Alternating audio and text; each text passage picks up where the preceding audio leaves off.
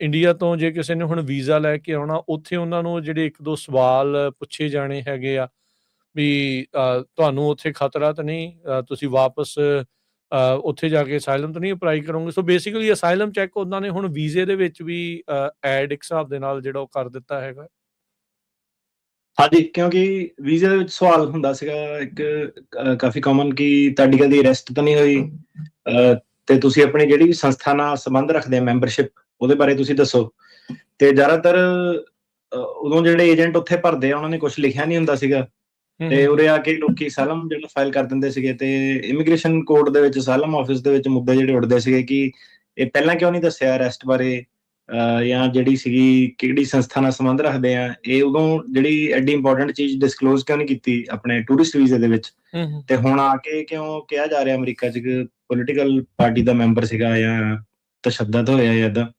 ਸੋ ਜਿਹੜੀ ਸੀਗੀ ਇਨਫੋਰਮੇਸ਼ਨ ਇੱਕ ਤਾਂ ਕੇਸਾਂ ਦੇ ਨਾਲ ਕਨਫਲਿਕਟ ਕਰ ਜਾਂਦੀ ਸੀਗੀ।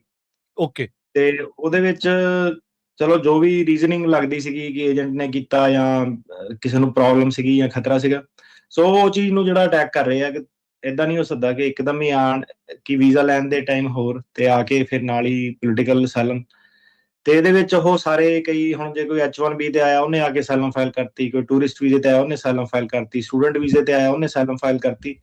ਤੇ ਉਹ ਬੇਸਿਕਲੀ ਹੁਣ ਉਹ ਚੀਜ਼ ਜਿਹੜੀ ਦੇਖੂਗੇ ਕਿ ਇਹ ਪਹਿਲਾਂ ਤਾਂ ਉੱਥੇ ਸਹੀ ਸਲਾਮਤ ਸੀਗਾ, ਇਹਨੂੰ ਕੋਈ ਪ੍ਰੋਬਲਮ ਨਹੀਂ ਸੀਗੀ, ਇੰਨੇ ਸਾਲ ਪ੍ਰੋਬਲਮ ਨਹੀਂ ਸੀਗੀ, ਹੁਣ ਇੱਕਦਮ ਹੀ ਆ ਕੇ ਜਿਹੜਾ ਸੀਗਾ ਵੀਜ਼ੇ ਫਾਈਲ ਕਰਨ ਦੇ ਟਾਈਮ ਤੇ ਨਹੀਂ ਪ੍ਰੋਬਲਮ ਸੀਗੀ, ਵੀਜ਼ਾ ਜਿਹੜਾ ਸੀਗਾ 6 ਮਹੀਨੇ 8 ਮਹੀਨੇ ਪ੍ਰੋਸੈਸ ਚੱਲਿਆ ਉਹਦੇ ਟਾਈਮ ਤੇ ਪ੍ਰੋਬਲਮ ਨਹੀਂ ਸੀਗੀ, ਇੰਟਰਵਿਊ ਦੇ ਟਾਈਮ ਤੇ ਪ੍ਰੋਬਲਮ ਨਹੀਂ ਸੀਗੀ, ਇੰਟਰਵਿਊ ਤੋਂ ਬਾਅਦ ਕਿੰਨੇ ਦਿਨ ਉਹ ਉੱਥੇ ਰਹਿ ਕੇ ਆਇਆ, ਜਿਹਨੂੰ ਪ੍ਰੋਬਲਮ ਹੁੰਦੀ ਉਹਦਾ ਜਾਂ ਭਗੌੜਾ ਹੋਇਆ ਹੁੰਦਾ ਜਾਂ ਰਾਤੋਂ ਰਾਤ ਭੱਜ ਗਿਆ ਹੁੰਦਾ, ਉਹ ਕਿੰਨੇ ਦਿਨ ਉੱਥੇ ਰਹਿ ਕੇ ਆਇਆ, ਵੀਜ਼ਾ ਉਹਨੇ ਕਿਹੜੇ ਆਪਣੇ ਲੋਕੇਸ਼ਨ ਤੋਂ ਚੱਕਿਆ, ਇੰਟਰਵਿਊ, ਪੁਲਿਸ ਕਲੀਅਰੈਂਸ ਵਗੈਰਾ ਟੈਸਟ ਜਿਹੜੇ ਪਾਸ ਜਿਹੜੇ ਕੀਤੇ ਆ। ਸੋ ਪਹਿਲਾਂ ਇਹ ਚੀਜ਼ ਸੀਗੀ ਕਿ ਐਡੀ ਪਿੱਛੇ ਉਹ ਜਾਂਦੇ ਨਹੀਂ ਸੀਗੇ, ਥੋੜੀ ਢਿੱਲ ਸੀਗੀ ਅਸਾਈਲਮ ਵਾਲੇ ਸਿਸਟਮ ਨੂੰ। ਸੋ ਹੁਣ ਉਹ ਕਹਿੰਦੇ ਆ ਕਿ ਇਹ ਚੀਜ਼ ਜਿਹੜੀ ਸੀਗੀ ਇਹ ਐਡਅਪ ਨਹੀਂ ਹੁੰਦੀ, ਤੇ ਜਿਹੜਾ ਉਹਨਾਂ ਦਾ ਨੈਕਸਟ ਟਾਰਗੇਟ ਫਿਰ ਉਹ ਹੈ ਕਿ ਜਿਹੜੇ ਲੋਕੀ ਵੀਜ਼ਿਆਂ ਤੇ ਆਏ ਸੀਗੇ, ਇਹਦੇ ਵਿੱਚ ਸਪੈਸ਼ਲੀ ਜਿਹੜੇ ਸਟੂਡੈਂਟ ਵੀਜ਼ੇ ਵਾਲੇ ਹੋ ਗਏ, ਟੂਰਿਸਟ ਵੀਜ਼ੇ ਵਾਲੇ ਹੋ ਗਏ, H1B ਵਾਲੇ ਵੀਜ਼ੇ ਜਿਹੜੇ ਸੀਗੇ ਕਿ H1B ਦਾ ਰਾਹ ਬੜਾ ਲੰਬਾ ਵਾ ਤੇ ਥੋੜਾ ਜਿਹਾ ਸ਼ਾਰਟਕਟ ਲੈ ਲਓ, ਕਿੱਥੇ ਧੱਕੇ ਖਾਂਦੇ ਰਵਾਂਗੇ ਐਮਪਲੋਇਰਾਂ ਦੇ, ਤੇ ਉਹ ਵਾਲੇ ਜਿਹੜੇ ਲੋਕੀ ਸੀ ਉਹਨਾਂ ਨੂੰ ਬੇਸਿਕਲੀ ਇਹ ਹੁਣ ਜਿਹੜਾ ਟਾਰਗੇਟ ਕਰ ਰਹੇ ਆ। ਸੋ ਇਹ ਕੀ ਜਿਹੜੇ ਕੇਸ ਆਲਰੇਡੀ ਲੱਗੇ ਹੋਏ ਆ ਉਹਨਾਂ ਉੱਤੇ ਵੀ ਅਸਰ ਜਿਹੜਾ ਇਹ ਪੈਣਾ ਹੈ, ਜਾਂ ਜਿਹੜੇ ਨਵੇਂ ਆਉਣੇ ਆ ਸਿਰਫ ਉਹਨਾਂ ਤੇ ਹੀ ਇਹ ਅਸਰ ਪਊਗਾ? ਨਵੇਂ ਵਾਲਿਆਂ ਤੇ ਤਾਂ ਬਿਲਕੁਲ ਪਊਗਾ। ਸੋ ਆਈ ਥਿੰਕ ਉਹ ਜਾਣਾ ਕਿੱਧਰ ਨੂੰ ਚਾਹੁੰਦੇ ਆ, ਉਹ ਇਸ ਡਾਇਰੈਕਸ਼ਨ ਨੂੰ ਜਾਣਾ ਚਾਹੁੰਦੇ ਆ ਕਿ ਜੇ ਤਾਂ ਕਿਸੇ ਨੇ ਦੱਸਿਆ ਉੱਥੇ ਕਿ ਪਾਰਟੀ ਦਾ ਮੈਂਬਰ ਆ ਜਾਂ ਪ੍ਰੋਬਲਮ ਆ ਕੋਈ, ਉਹਨੂੰ ਤਾਂ ਉਹਨੇ ਡਿਨਾਈ ਕਰ ਦੇਣਾ, ਕਹਿਣਾ ਤੂੰ ਅਸਾਈਲਮ ਮੰਗਣੀ ਆ, ਉੱਥੇ ਡਿਨਾਈ ਕਰ ਦੇਣਾ। ਜਿਹੜਾ ਬੰਦਾ ਆ ਗਿਆ ਜਾਂ ਆਲਰੇਡੀ ਹੈਗਾ ਉਹਨੂੰ ਉਹਨਾਂ ਨੇ ਉਸ ਚੀਜ਼ 'ਚ ਫੜਨਾ ਕਿ ਪਹਿਲਾਂ ਤਾਂ ਤੂੰ ਦੱਸਿਆ ਨਹੀਂ ਕੀ ਸੀਗੀ, ਹੁਣ ਉਰੇ ਆ ਕੇ ਕਿਉਂ ਦੱਸ ਰਿਹਾ। ਤੇ ਇਹਦੇ ਵਿੱਚ ਜਿੱਦਾਂ ਐਕਸੈਪਸ਼ਨ ਹੁੰਦੀ ਸੀ ਕਿ ਜਾਨ ਬਚਾਉਣ ਦਾ ਖਤਰਾ ਸੀਗਾ ਤਾਂ ਕਰਕੇ ਝੂਠ ਬੋਲਤਾ, ਮਾਫ ਕਰ ਦਿਓ, ਉਹ ਜਿਹੜਾ ਲੂਪ ਹੋਲ ਸੀਗਾ ਉਹਨੂੰ ਇਹ ਜਿਹੜਾ ਸੀਗਾ ਕਲੋਜ਼ ਕਰਨ ਦੀ ਕੋਸ਼ਿਸ਼ ਜਿਹੜੀ ਕਰ ਰਹੇ ਆ ਕਿ ਲੋਕੀ ਆਪਣੀ ਪੋਜੀਸ਼ਨ ਨਾ ਚੇਂਜ ਕਰ ਲੈਣ। ਓਕੇ, ਸੋ ਇੱਥੇ ਜਿਹੜੀ ਸਿਚੁਏਸ਼ਨ ਇਸ ਹਿਸਾਬ ਦੇ ਨਾਲ ਜਿਹੜੀ ਉਹ ਬਣ ਚੁੱਕੀ ਆ ਜੀ।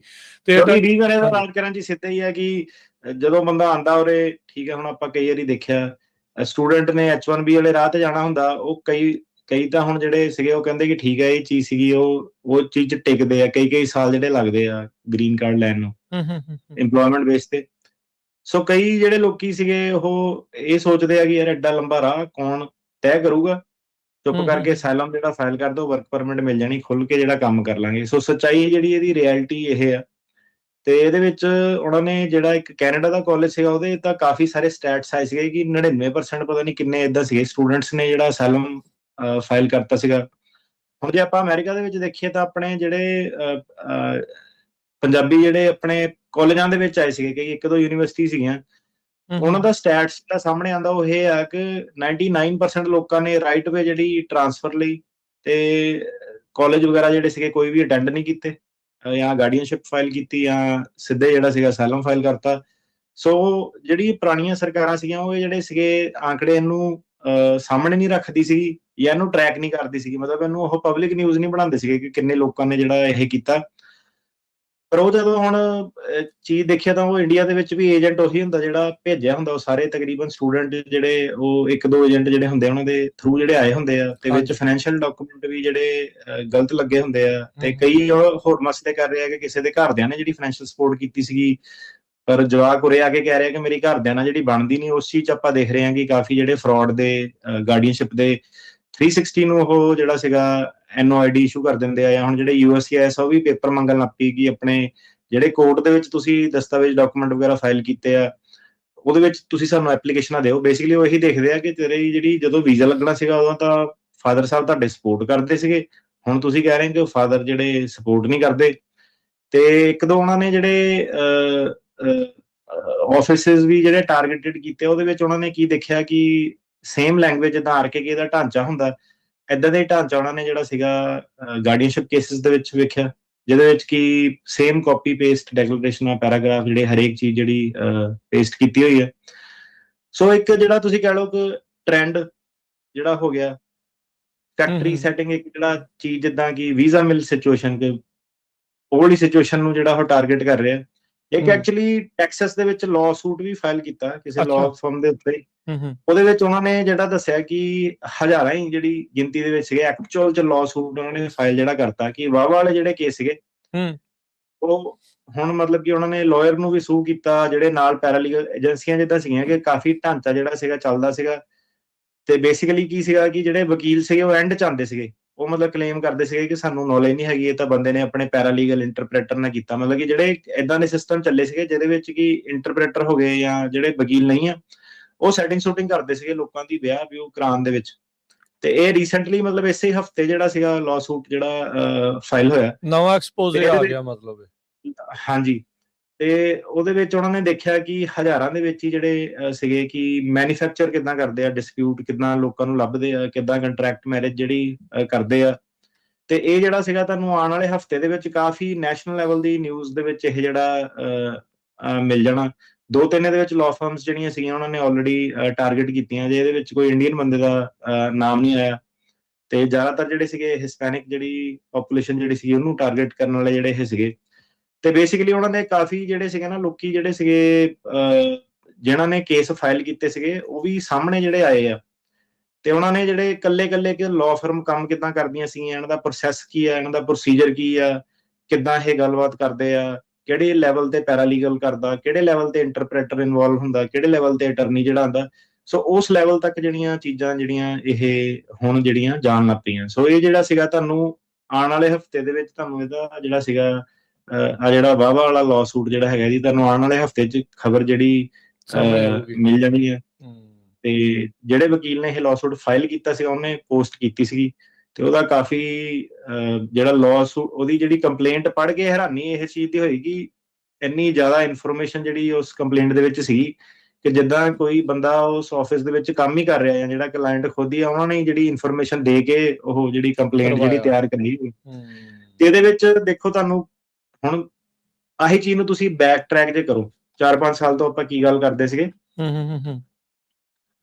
ਡੇਂਜਰ ਇਹਦੇ ਵਿੱਚ ਇਹ ਹੁੰਦਾ ਕਿ ਜਦੋਂ ਇਹ ਚੱਕਰ ਇਦਾਂ ਦੇ ਜਿਹੜੇ ਪੈਂਦੇ ਆ ਉਹਦੇ ਵਿੱਚ ਤੁਹਾਨੂੰ ਪਤਾ ਕਿ ਪੰਜੋਂ ਉਂਗਲਾਂ ਇੱਕ ਬਰਾਬਰ ਨਹੀਂ ਹੁੰਦੀਆਂ, ਕਈ ਤਰ੍ਹਾਂ ਦੇ ਬੰਦੇ ਹੁੰਦੇ, ਕਈ ਤਰ੍ਹਾਂ ਦੇ ਕਲਾਇੰਟ ਹੁੰਦੇ ਆ, ਜਿਹੜੇ ਦੁਭਾਸ਼ੀ ਟਰਾਂਸਲੇਟਰ ਇੰਟਰਪ੍ਰੇਟਰ ਜਿਹੜੇ ਵੀ ਹੈਗੇ ਉਹਨਾਂ ਦੇ ਸ਼ਾਰਟ ਟਰਮ ਗੋਲ ਜਿਹੜੇ ਹੁੰਦੇ ਆ। ਹਿਸਟੋਰੀਕਲੀ ਆਪਾਂ ਦੇਖਿਆ ਵੀ ਆ ਕਈ ਵਾਰੀ ਇਦਾਂ ਦੀ ਬੱਸ ਜਿਹੜੀ ਹੁੰਦੀ ਆ ਇਹਦੇ ਵਿੱਚ ਜਿਹੜੇ ਜੈਨੂਇਨ ਕੇਸ ਵੀ ਜਿਹੜੇ ਸਿੱਧੇ ਵੀ ਹੁੰਦੇ ਆ ਜਾਂ ਜਿਹਨਾਂ ਦਾ ਉਹਨਾਂ ਦੇ ਨਾਲ ਕੋਈ ਲੈਣਾ ਦੇਣਾ ਨਹੀਂ ਹੁੰਦਾ ਉਹ ਵੀ ਇਸ ਝਮੇਲੇ ਦੇ ਵਿੱਚ ਫਸ ਜਾਂਦੇ ਆ ਸਾਰੇ। ਕਈ ਵਾਰੀ ਆਪਾਂ ਇਹਦੀ ਗੱਲ ਜਿਹੜੀ ਕੀਤੀ ਸੀਗੀ ਉਹਨੂੰ ਏਦਾਂ ਸੀਗਾ ਕਿ ਕਈ ਲੋਕਾਂ ਨੇ ਸਲਾਹ ਮੰਨੀ, ਅੱਗੇ ਆਪਣੇ ਸੱਜਣ ਮਿੱਤਰਾਂ ਨੂੰ ਸਲਾਹ ਦਿੱਤੀ ਕਿ ਨਾ ਇਹ ਕੰਮ 'ਚ ਪਾਓ, ਕਈਆਂ ਨੇ ਉਹਨੂੰ ਇਗਨੋਰ ਵੀ ਕੀਤਾ, ਔਨ ਫੇਸ ਵੀ ਕਈਆਂ ਨੇ ਕਿਹਾ ਵੀ ਲੈ ਐਵੇਂ ਬੋਲਦੇ ਐਵੇਂ ਮਾਰਦੇ ਆ, ਕੁਛ ਨਹੀਂ ਹੁੰਦਾ, ਸਾਰੇ ਕਰੀ ਜਾਂਦੇ ਆ। ਸੋ ਇਹ ਆ ਕਿ ਭਾਵੇਂ ਬੰਦਾ ਸਿਟੀਜ਼ਨ ਬਣ ਗਿਆ, ਭਾਵੇਂ ਗ੍ਰੀਨ ਕਾਰਡ ਹੋਲਡਰ ਆ, ਉਹ ਚੀਜ਼ ਜਿਹੜੀ ਹੈਗੀ ਆ ਉਹ ਹੁਣ ਜਿਹੜਾ ਸੀਗਾ ਉਧਰਲੇ ਪਾਸੇ ਨੂੰ ਚੀਜ਼ਾਂ ਜਿਹੜੀਆਂ ਜਾ ਰਹੀਆਂ। ਤੇ ਜਿਹੜਾ ਲੱਗ ਇਹੀ ਰਿਹਾ ਕਿ ਇੰਨਾ ਜਿਹੜਾ ਔਖਾ ਵੀ ਨਹੀਂ ਸੀਗਾ ਕੋਈ ਸਰਕਾਰ ਲਈ ਫੜਨਾ, ਮਤਲਬ ਕਿ ਉਹਨਾਂ ਨੂੰ ਪਤਾ ਹੀ ਆ ਕਿ ਇੱਕ ਆਫਿਸ ਚੋਂ ਜੇ 500 ਐਪਲੀਕੇਸ਼ਨਾਂ ਵਾਹਵਾ ਦੀਆਂ ਲੱਗੀਆਂ ਤੇ ਤੁਸੀਂ ਆਪਣਾ ਆਪ ਹੀ ਹਿਸਾਬ ਕਿਤਾਬ ਲਾ ਲਓ।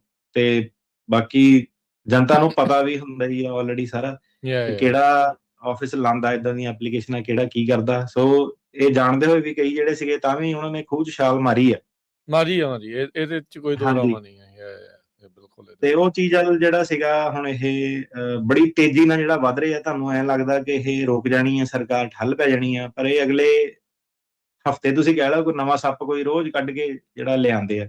ਤੇ ਹੁਣ ਇਹ ਜਿਹੜਾ ਸੀਗਾ ਵਾਹ ਵਾਲੇ ਜਿਹੜੇ ਸੀਗੇ ਉਹਦੇ ਪਿੱਛੇ, ਤੇ ਗਾਰਡੀਅਨਸ਼ਿਪ ਵਾਲੇ ਜਿਹੜੇ ਸੀਗੇ ਉਹਦੇ ਪਿੱਛੇ ਜਿਹੜੇ ਇਹ ਟਾਰਗੇਟ ਕਰਨ ਲੱਗ ਪਏ। ਆਹੋ ਆਹ ਹੁਣ ਪਿਛਲੇ ਵੀਕ ਹੀ ਆਇਆ ਸੀਗਾ ਉਹ ਟੈਕਸਸ ਦੇ ਵਿੱਚ ਇੱਕ ਚਾਈਲਡ ਕੇਅਰ ਸੈਂਟਰ ਸੀਗਾ, ਡੇ ਕੇਅਰ, 37H1 ਵੀ ਵੀਜ਼ੇ ਉਹਦੇ ਨਾਂ ਦੇ ਉੱਤੇ ਜਿਹੜੇ ਉਹ ਅਪਲਾਈ ਕੀਤੇ ਹੋਏ ਸੀ। ਹੁਣ ਉਹਦੀ ਇਨਵੈਸਟੀਗੇਸ਼ਨ ਜਿਹੜੀ ਉੱਥੋਂ ਦੇ ਅਟਰਨੀ ਜਨਰਲ ਟੈਕਸਸ ਦੇ ਆ, ਕੈਨ ਪੈਕਸਟਨ, ਉਹਨਾਂ ਨੇ ਇਹੋ ਜਿਹੀਆਂ ਦੀ ਜਿਹੜੀ ਉਹ ਸ਼ੁਰੂ ਕਰ ਦਿੱਤੀ ਆ।